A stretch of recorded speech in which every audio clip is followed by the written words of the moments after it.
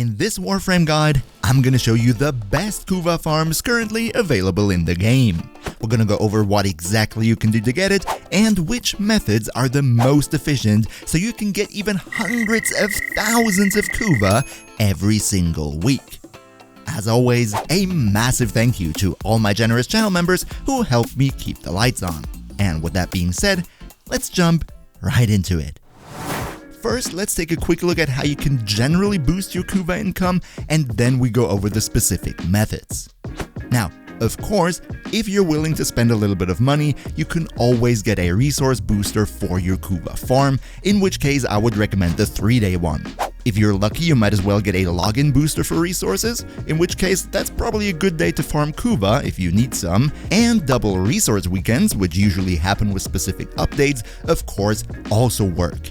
Just one important thing to mention here, if you're going for Kuva, you can only work with the regular resource boosters. Resource drop chance boosters that you can also as well use for other resources do not work well with Kuva because most Kuva sources in the game have already a guaranteed Kuva drop, so increasing the drop chance doesn't get you any further. So keep that one in mind. Oh, and by the way, in case you don't just want to know about Kuva, but also about Riven Mods and how exactly these work, I'm planning to make a video on that here soon. So in case you don't want to miss that, on day one, you might want to think about leaving the channel a sub. Welcome to the crew. But let's get into the different Kuva farming methods.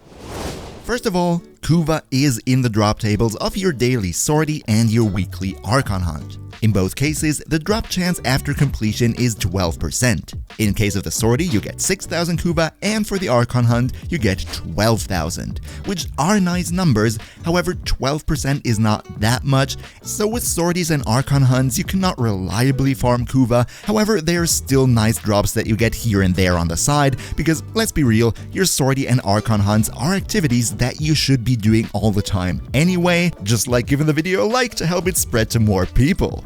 Cheers for your support. But now let's look at something that is more reliable when it comes to farming.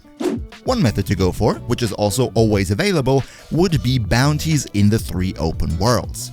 In case you choose to farm your Kuva through bounties, I personally would recommend going for the Cambion Drift ones on demos because the amounts of Kuva that you get in the drops there are higher than in Fortuna or Cetus.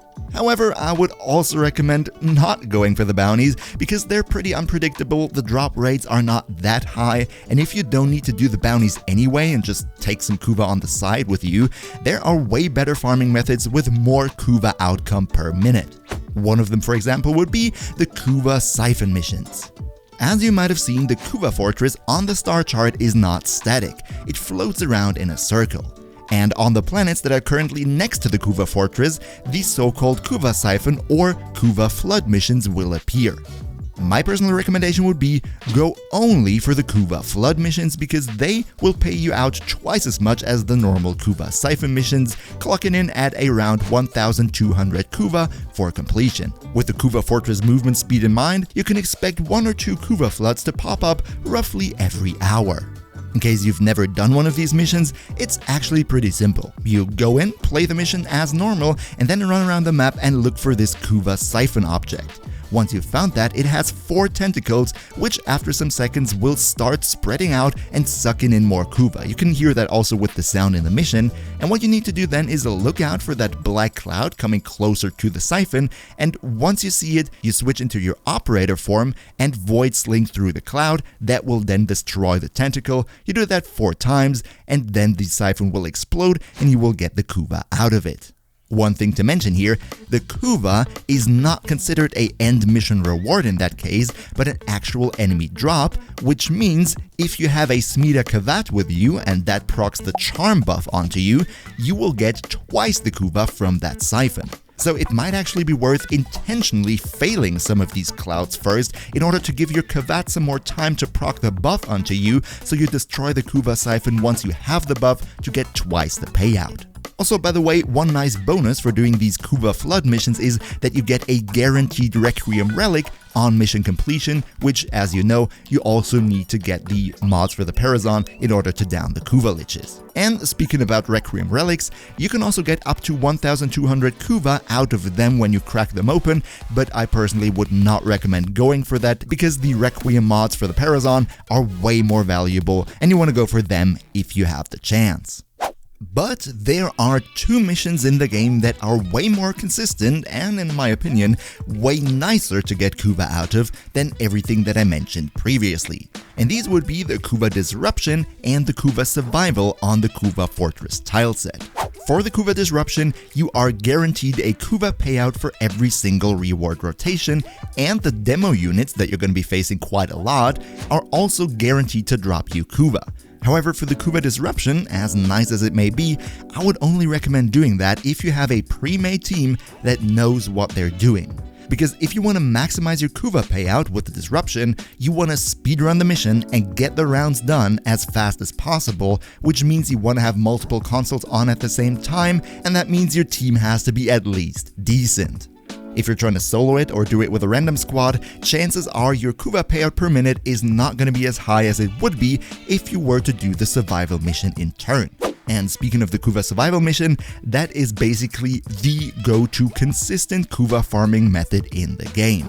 Works like basically a normal survival mission, just that there are some elite enemies spawning from time to time, and if you take care of them, they drop a Kuva catalyst. If you grab that and bring it to the life support capsule, it will turn the capsule into a Kuva harvesting device that will be running for a minute or two, collecting Kuva and basically working like an excavator in an excavation mission. So what you want to do is protect it from the enemies so they don't destroy it, and after the time's over, you, by default, get 200 Kuva from it. Now, just like with the Kuva Siphon mission, you also want to bring a Smida Kavat with you, because if you have the charm buff, that doubles the Kuva from 200 to 400, and of course, if you're running a resource booster, that then again doubles it to 800, so you get quite a nice amount of Kuva out of it.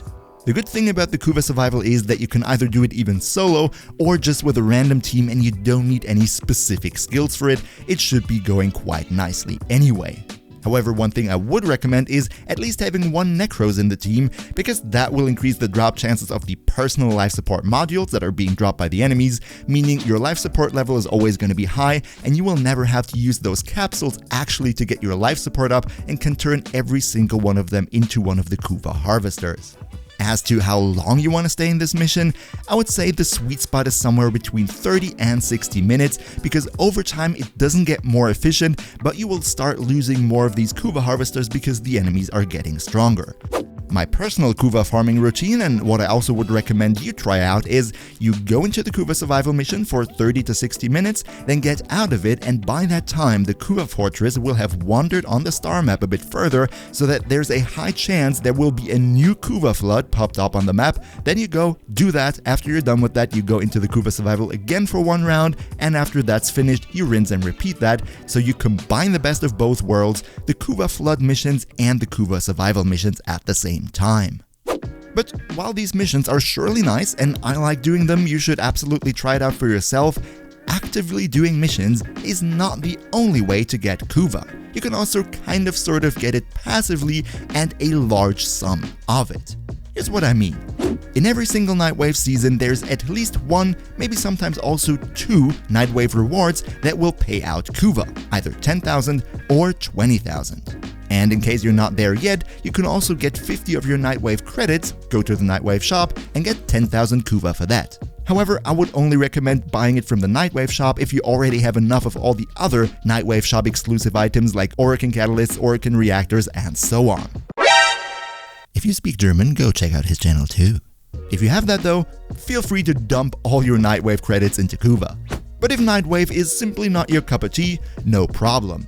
You could also go and run arbitrations. From the Vitus Essence that you gain from running arbitrations, you can then go to a random relay, walk up to the room of the Arbiters of Hexes, talk to the vendor guy right here, and exchange 25 Vitus Essence for 10,000 Kuva. As far as I know, you can repeat this procedure as often as you want.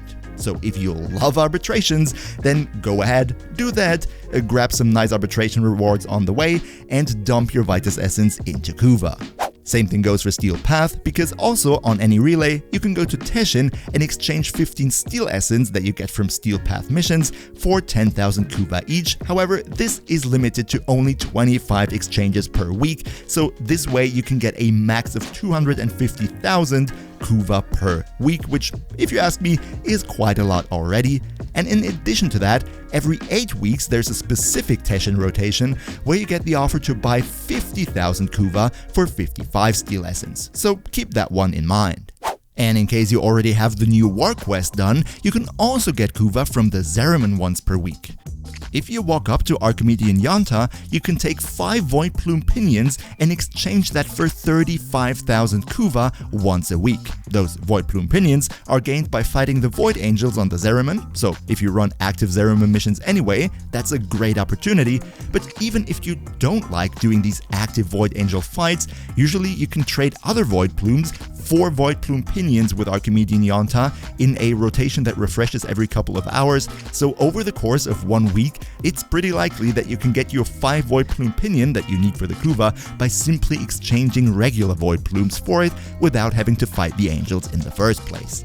And lastly, once you unlock the Iron Wake node on Earth, which I think happens after you finish the Chains of Hero quest, please correct me if I'm wrong, then you can also go once a week to Palladino in Iron Wake and talk to her, where you can exchange 10 Riven Slivers for 35,000 Kuva as well.